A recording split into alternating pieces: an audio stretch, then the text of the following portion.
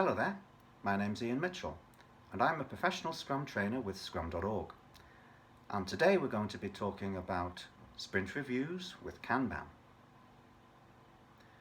A Scrum development team that's implementing Kanban as a strategy will actively manage their workflow. They'll apply focus to the product backlog items they selected during sprint planning. They'll aim to complete each one before they start another. This gives them the opportunity to deliver work early and often.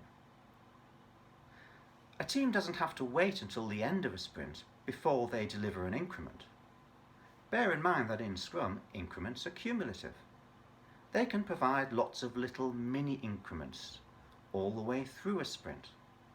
So as each item is completed, it might be released. When they do this, there'll also be an opportunity, of course, to have lots of small reviews during the sprint.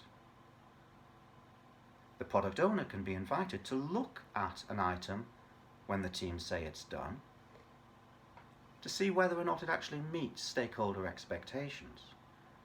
Feedback can then be provided in a very timely manner. Now, of course, if a team is doing this, if they're having lots of little mini reviews during the sprint, you may well ask yourself, well, what's the purpose of having a sprint review at the end? What will there to be review that hasn't already been reviewed? Well, remember that a Scrum team that's implementing Kanban is going to be focused on flow rather than features. So they may well have set themselves a flow-based sprint goal, perhaps to provide a certain service level expectation to stakeholders.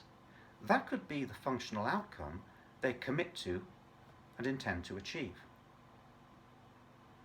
So when it gets to the end of a sprint, there'll still be something for them to review and to talk about. This SLE that we were hoping to provide, did we actually meet it? Is it appropriate for the stakeholders? What should the SLE be for the next sprint? So when a Scrum team implements Kanban as a strategy, the process of review can be rather different to the way you might expect it to be.